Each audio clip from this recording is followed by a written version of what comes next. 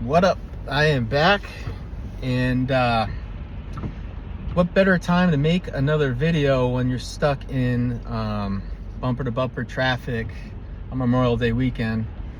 I thought I'd update everybody on how my third infusion went, because last time I made a video it was like the morning of my third, and it's been about 2.5 weeks since then. And I did a better job journaling and stuff, and I'll read it because I'm not even moving. But right now, so I just got my 4th infusion, and I feel like shit, but not bad shit. I can drive. I'm hot, wicked hot. I'm sweating like a beast. I sweat through my clothes. I learned, okay? You're gonna learn as this goes.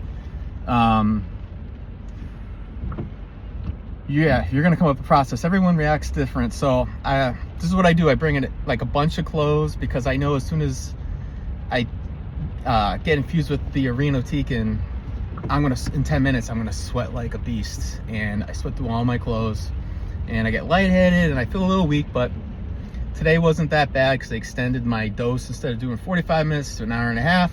It seemed to make a big difference. I didn't need a nap before I left, and I walked out of there, and was overall a good experience. So anyways, the third infusion, oh, by the way, I'm like rushing to get to my daughter's dance recital that's like 100 miles away, and I'm stuck in this traffic.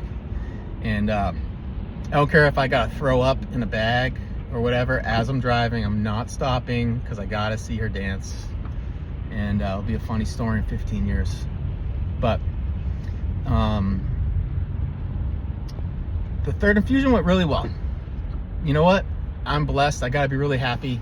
I was able to work 40 hours the first week, and I was able to work 45 hours the next week. If you're gonna be going through this process, you're gonna be hearing a lot of things from doctors and nurses and stuff. And like I said, you gotta remember, everyone's body reacts differently to it. So you're gonna be really worried and like second guessing and planning and everything. And I planned totally wrong. You know, I meal prepped, I carb loaded, I purposely gained 10 pounds thinking I was gonna lose all my appetite, and that's actually been completely the opposite. I've been too hungry, having trouble with self-control, just because YOLO, I don't know. Like, honestly, I'm a little depressed, but still really positive. But I'm like, fuck it, I'll have a pizza. And then 2 nights later, I'm like, I'll have pizza. And then, you know, like, especially with the cortisol steroids, I find myself eating milk and cookies all the time. It's like not me. Like, I stopped and bought potato chips. I have never done that in my life. Okay, so you're not gonna know your body if you do, and you're gonna be trying to figure this out. But I think I'm dialing it in, people. So like I said, I was able to work 45 hours a week. I got my notes here. So I woke up, I was really positive. Sleeping, like I said, is a really big issue. You feel like a crackhead. If you get prescribed Mexidezone, I can't pronounce it right, the amount of energy you get is great. The problem is you get the energy at 3 in the morning. But I started taking CBD gummies, or the weed. What, they have weed in it, but it's in the indica, right? I've never been into marijuana, never had a problem with it, but I need to find a workaround, because I need sleep. You got to think about it. You need food for fuel. You need food to heal your body and to be strong. And the whole messaging you get from all the nurses and doctors is, as long as you stay strong and don't lose muscle, you have a much better chance of the chemotherapy not messing you up and then beating cancer. That's what I'm hearing all over the place. So sleep's really important. If I don't get a lot of sleep for a long time, my hormones get all messed up. I'm already getting those balanced now, and then things go down south real quick after about, I don't know, 6-9 months, something like that. Anyways, so the gummies help a lot. So instead of waking up at 3 or 4 in the morning, if I take 10 milligrams, I will sleep till 6:15, and sometimes even 7, or maybe like 5:45 the earliest. But if I fall asleep at 11, that's still enough sleep getting up at 3 is not enough sleep at all. So those work, so I suggest those. On 5/7, I wrote this down. My mood was positive. Energy level was like a 6, not bad.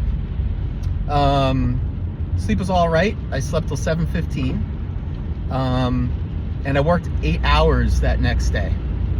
They told me I would need the next day off. That's not true at all. I'm moving now, so this sucks.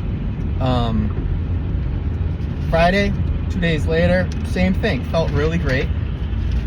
Saturday, mood was okay, energy was okay, productivity not great. So what happens is, as I taper down off the steroids, they mask everything. My energy starts to go down.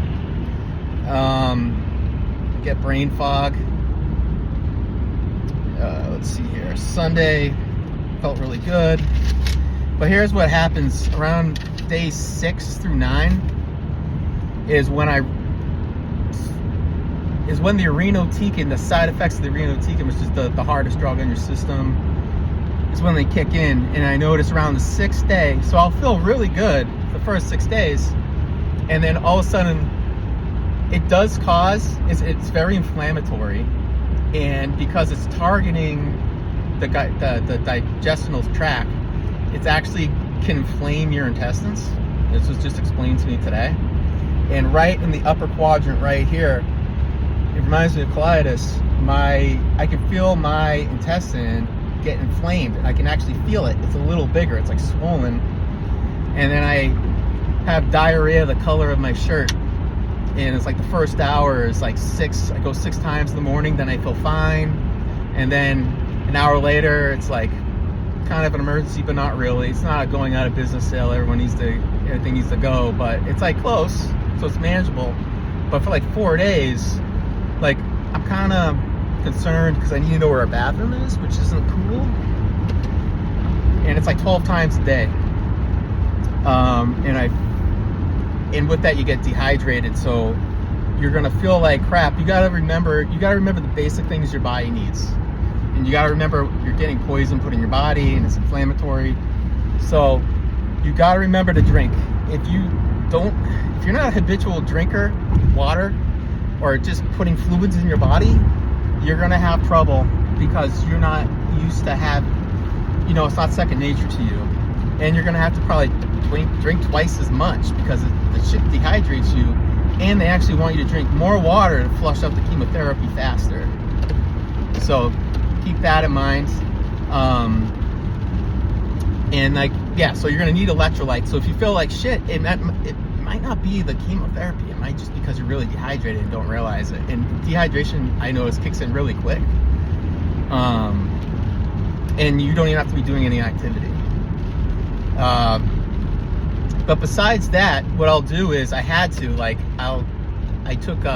1 mexadestrone on the 4th day, just because I can't take it anymore, and the pain it's noticeable. It's probably like 6 out of 10, 7 out of 10, and it goes away in a day, and then it stops. So let's see, they pushed my infusion back, so it's been 2.5 weeks, and it was just that 4-day stint. Brain fog, when it comes out of nowhere, it's really bad. It's getting worse, but when I'm on. Like when my focus is there, I had a great meeting for a great opportunity, and my multiple millions of dollars, and it couldn't have gone any better. I was on point. But a couple days later, I had an in-person meeting with the board member and the president of my company, and I felt like I was in a complete dream. I couldn't even answer their questions. My brain didn't work. And I don't do drugs. And I remember thinking, I was acting so weird. I got self-conscious. I felt like they were gonna start wondering things and then they're gonna want to drug test me or something, because I was just acting so not like myself. I was so scatterbrained, and I just started talking about random stuff. I think I was even looking back, I don't even remember what I said. It was just I took 2 cups of NyQuil, and it just kicked in. That's probably my biggest gripe with this whole thing is the brain fog that you'll get. Chemo brain is real. You'll get it at the hospital. I'm gonna try to keep this to 12 minutes. I'm looking right now. I talk too much. But took me a half an hour to find my car today in the parking garage. I knew where it was, but I forgot. I got my pump on. You just make these stupid little mistakes. And then driving out, I couldn't even find the exit. That took me like 10 minutes. And then just like making to the highway, I was just like getting like kind of confused. So that's gonna happen. Chemo brain's real. But you know, if you have a good support network, you're gonna be fine. And everyone understands, you know, it's cancer, it's serious. So you don't have to be self-conscious about it or whatever. But yeah, that's my update. It's going well. Like, I'm blessed. I'm surprised I can work. I was freaking out. If you go back in the videos, I was freaking out. I really thought that this was going to be super challenging, and I knew I could do it, but I just expected to be so much harder than it is. And if anything, it's funny, after I got prescribed my thyroid medication, I've gotten noticeably stronger and my endurance has improved. And so like, I thought I was gonna wither away, but I'm gaining more muscle. Even though I got fat from eating too much, I'm gaining more muscle and gaining my strength back, and I'm able to work. So yeah, it's just kind of like a dream come true. It sucks, but it's really not bad. Also, I guess this is the testament to like having a positive outlook, right? If you get a lot of challenges in your life, that's gonna build resilience. Well, builds character, which builds resilience, which gives you hope. And I went through a lot of that. So when I got this, I had unshakable faith that I would cure it and it would be a success story. So I'm happy and all that stuff. But I see people in the infusion center and they're crushed. And these are like good health. Well, they were healthy. These are like good people. And like, you know, they're successful people. They got a good head on their shoulders. And they get the diagnosis and they don't even want to talk to anybody. You can feel it. Like they're in a dark place. And what I'm hoping to inspire anyone who sees this, who stumbles upon this video, because I'm not trying to catch the algorithm, but it's really mindset. You got to be grateful for what you got. Like, I had ulcerative colitis for years. No one understands that shit. They think you just poop real quick and like, oh, there's a bathroom right there, but they don't think about how your whole life revolves around the bathroom and how it's incredibly hard to make new friends and you can't be spontaneous, and like when you try to explain it to them, it grosses them out, and people are like TMI. People don't, it actually scares people away. You gotta remember, everyone knows what cancer is. And like, if you don't know what cancer is, you live in a cave. I don't know how you don't. So number one is you don't have to be self-conscious, which is a huge blessing, and you're gonna get supported by everybody, which is a huge blessing. So you already got a head start. If your diagnosis is stage 3, like in my case, and you got it kind of early, you can be super positive. And just don't overthink it, but just remember the essentials. You have to take care of yourself. Don't burn your candle at both ends. You need to eat the right foods. You need to sleep. And you're gonna need to drink water and make sure you're not dehydrated. And as long as you do those things, for me, exercise is really important. As long as you do those things, you'll be fine. And yeah, I guess that's just my message today.